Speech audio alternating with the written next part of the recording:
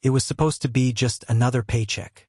I never expected my first client to be the kind of man who could buy a skyscraper before breakfast and still look like he hadn't slept in weeks.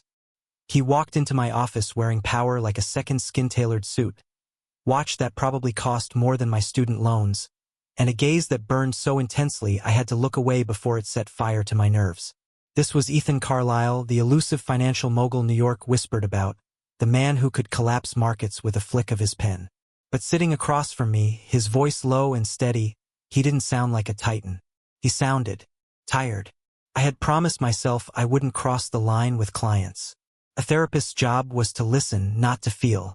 But every time Ethan's eyes softened, every time he let the steel in his voice melt into something tender, I felt my carefully built walls tremble. The irony wasn't lost on me. I was supposed to heal him, not the other way around. Yet here I was, clutching my notepad like a lifeline, pretending his presence wasn't making my heart stutter. "Do you always watch people like that?" he asked once, his tone more curious than accusing. "Like what?"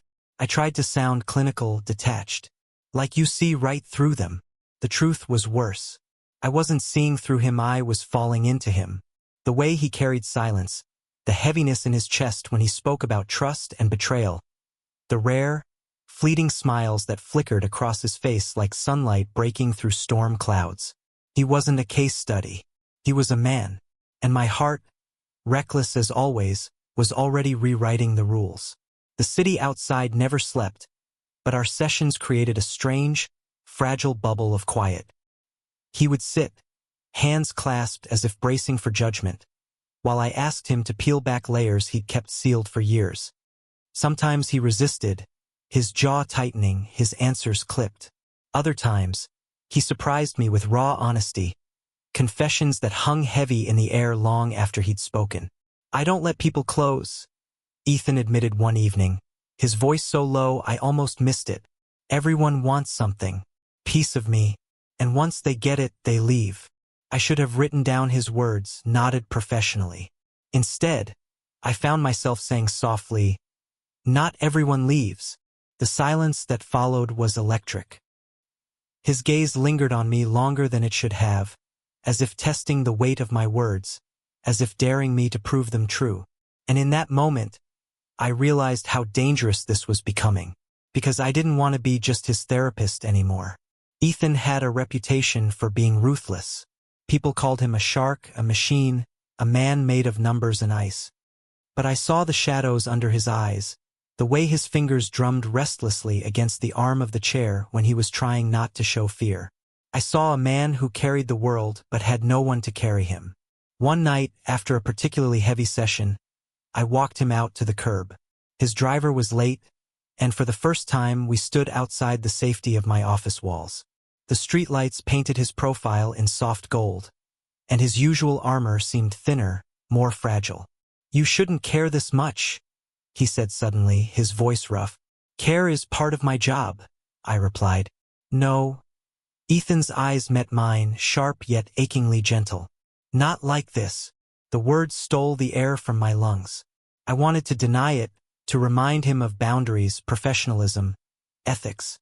But the truth hung there between us, undeniable. He wasn't wrong. When the car finally arrived, I watched him leave with an ache that felt too personal, too dangerous. Yet I knew this was only the beginning, because I had already let him in, and there was no turning back. The weeks that followed blurred between confession and restraint.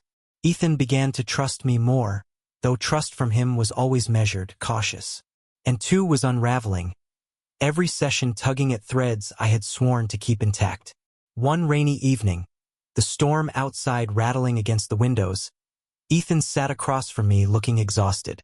His suit jacket was draped over the chair, his tie loosened. For once, he looked less like a mogul and more like a man lost at sea. "I don't know why I keep coming here," he muttered. "Because you need to," I answered before I could stop myself. His lips curved, just barely, into something between a smile and a sigh. "Or maybe because I want to." The room tilted. My chest tightened. His gaze lingered too long, and I knew this was no longer therapy. This was something far more dangerous, far more tender. And as thunder cracked outside, I realized I had already crossed the line. He didn't come to our next appointment. For a therapist, that should have been routine clients cancel, reschedule, vanish. But Ethan Carlisle wasn't just another name in my calendar anymore. When his assistant called to say he was unavailable indefinitely, the words landed like a blade. I tried to bury myself in other cases, to remind myself of ethics and professionalism. But nights stretched long, and every time I walked past the chair where he used to sit, something hollowed out inside me. I wasn't his therapist anymore, but I wasn't anything else to him either. It was nearly 2 weeks before I saw him again. Not in my office, but on a rain-soaked Manhattan street. I was ducking under a coffee shop awning when a sleek black car pulled to the curb. Ethan stepped out, umbrella in hand, and for a second I froze like the city had swallowed its own noise. He looked thinner, sharper around the edges, but those eyes found me instantly. "You disappeared?" I blurted before I could stop myself. "You told me not everyone leaves," he said, his voice rough but steady. I wanted to believe you, but I wasn't sure. Something broke open in my chest.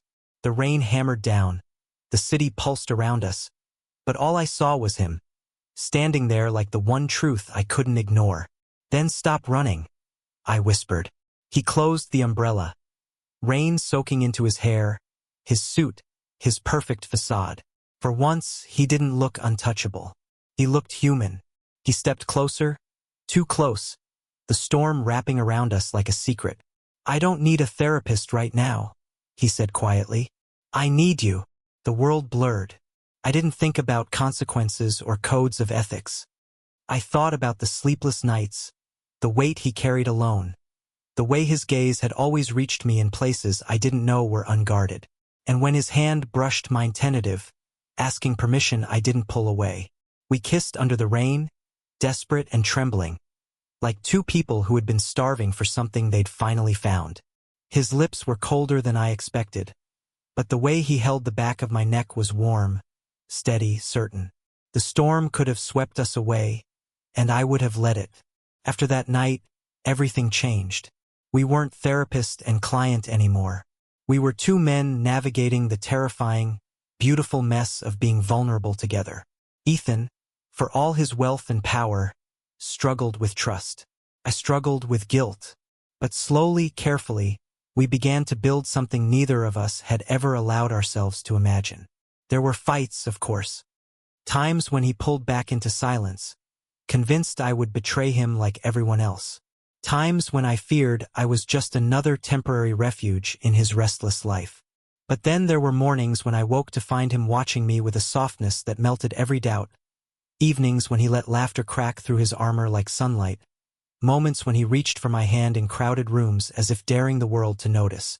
One night, weeks later, we stood on the balcony of his penthouse, the city glittering beneath us. Ethan leaned against the railing, his profile cut sharp against the skyline. "I used to think happiness was something I could buy," he said quietly. "Another deal, another building, another victory. But it was never enough." And now he turned to me, his gaze steady, vulnerable. "Now I realize happiness is standing here, knowing you're not going anywhere." I swallowed hard, because the words were everything I hadn't dared hope for. "I told you once," I said softly. "Not everyone leaves." He smiled, then genuine, unguarded, breathtaking. And when he pulled me into his arms, it wasn't with desperation or fear. It was with the calm certainty of a man who had finally stopped running. Love doesn't erase scars. It doesn't fix every wound. But it makes the weight bearable, the nights less lonely, the mornings brighter. Ethan Carlisle, the financial mogul who had been called a shark, a machine, untouchable, was none of those things with me. With me, he was simply Ethan. And with him, I was more than a therapist, more than the walls I had built to protect myself. We had found each other in the unlikeliest of places: an office, a transaction, a role neither of us had expected to shatter. And yet here we were, standing side by side, our scars no longer cages but proof of survival. The world could keep whispering about the ruthless mogul and the forbidden love. Let them whisper, because when he looked at me with that gentle gaze, the one that had broken my defenses from the very start. I knew this wasn't forbidden at all. It was the most real thing I had ever known. And for the first time in my life, I let myself believe in forever. Thank you for listening. If you find it interesting, please like and subscribe to follow the next stories.